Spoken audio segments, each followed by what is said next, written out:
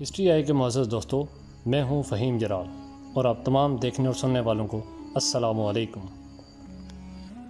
ناظرین گرامی، یاجوج ماجوج حضرت نوح علیہ السلام کے تیسرے بیٹے یفس کی اولاد میں سے ہیں۔ یہ انسانی نسل کے دو بڑے وحشی قبیلے گزر چکے ہیں جو اپنے ارد گرد رہنے والوں پہ بہت ہی ظلم اور زیادتیاں کرتے اور انسانی بستیاں تک تباہ کر دیتے تھے۔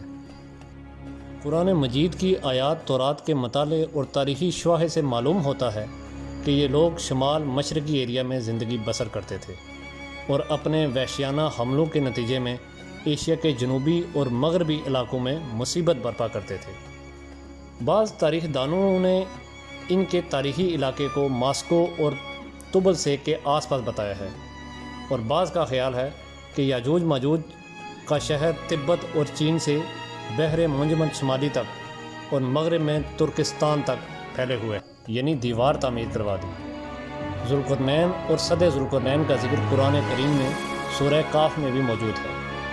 جس ذوالقرنین کا قرآن کریم میں ذکر ہے وہ ذوالقرنین کون ہے؟ تاریخ کی مشہور شخصیاتوں میں یہ داستان کس پر منطبق ہوتی ہے، اس سلسلے میں مفسرین کے درمیان اختلاف پایا جاتا ہے۔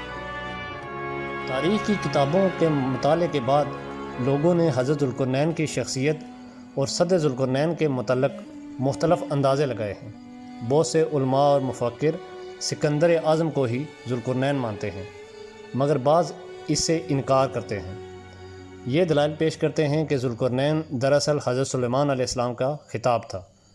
جدید زمانے کے کچھ مفسر اور مفکر حضرت ذوالقرنین کو قدیم ایرانی بادشاہ سارس اعظم کا دوسرا نام قرار دیتے ہیں، اور یہ نسبتاً زیادہ قریب قیاس ہے، لیکن بہرحال ابھی تک یقین کے ساتھ کسی بھی شخصیت کو اس کے مصدق نہیں ٹھہرایا جا سکتا۔ ذوالقرنین کی بابت قرآن نے صراحت کی ہے کہ وہ ایسا حکمران تھا جس کو اللہ نے اسباب و وسائل کی فراوانی سے نوازا ہوا تھا۔ وہ مشرقی اور مغربی علاقے کو فتح کرتا ہوا ایک ایسے پہاڑی اور پگھلے ہوئے تانبے سے بنائی گئی جس سے وقتی طور پہ یاجوج ماجوج کا فتنہ دب گیا۔ جب یہ دیوار تعمیر ہو گئی تو ذوالقرنین نے اللہ کا شکر ادا کیا جس نے یہ دیوار بنانے اور لوگوں کو آئے دن آنے والے تکلیف سے نجات دلانے کی توفیق بخشی، لیکن ساتھ ہی لوگوں کو یہ بتا دیا کہ یہ دیوار اگرچہ بہت مضبوط اور مستحکم ہے مگر یہ لازوال نہیں، جو چیز بھی بنی ہے بالآخر فنا ہونی ہے، اور جب میرے رب کے وعدے کا وقت آئے گا تو وہ اس کو پیوند خاک کر دے گا، اور میرے رب کا وعدہ برحق ہے۔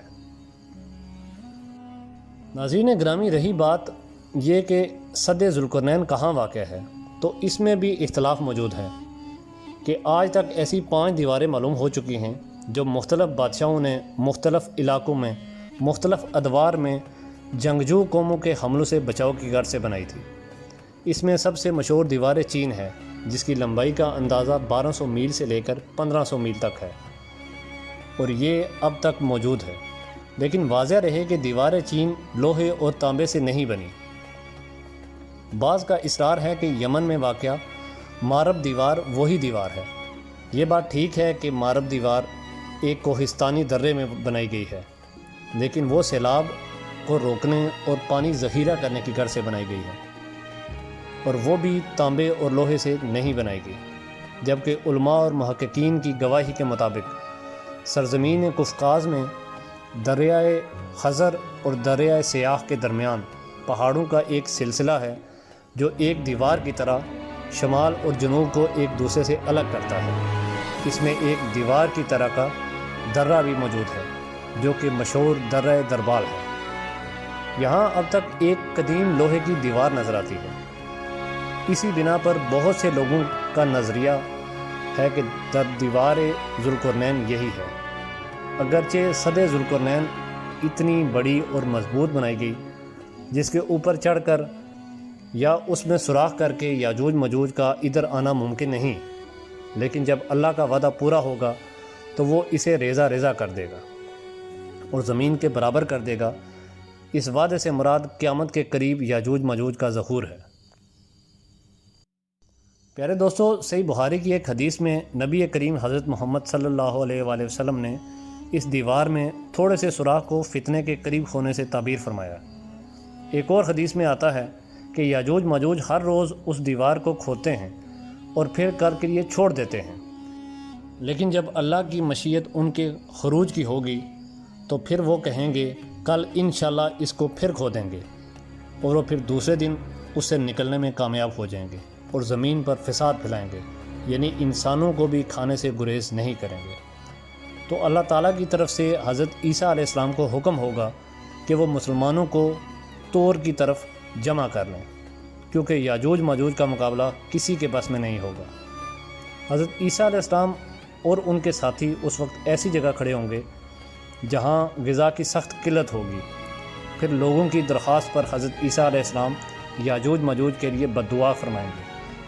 پس اللہ تعالیٰ ان کی گردنوں میں کیڑا پیدا کریں گے جو بعد میں پھوڑا بن جائیں گے، جس کے پھٹنے سے یہ ہلاک ہونا شروع ہو جائیں گے اور سب کے سب مر جائیں گے، اور ان کی لاشوں سے ایک بالش زمین بھی خالی نہیں رہے گی، ہر طرف ان کی لاشوں کی گندگی اور گندی بو پھیل جائے گی۔ پھر عیسیٰ ابن مریم دعا کریں گے تو اللہ تعالیٰ اونٹ کی گردن کے برابر پرندے بھیجیں گے جو ان کی لاشوں کو اٹھا کر جانے کہاں پھینک دیں گے۔ پھر ایک بارش ہوگی جس سے کل زمین صاف شفاف ہو جائے گی اور ہر طرف ہریالی اور خوشحالی ہو جائے گی۔ صحیح مسلم میں نواس بن سمان کی روایت میں صراحت ہے کہ یاجوج ماجوج کا ظہور حضرت عیسیٰ علیہ السلام کے نزول کے بعد ان کی موجودگی میں ہوگا، جس سے ان مفسرین یاجوج ماجوج کے غلبے سے مراد سیاسی غلبہ نہیں بلکہ قتل و غارت اور شر و فساد کا وہ عارضی غلبہ ہے جس کا مقابلہ کرنے کی طاقت ملے گی۔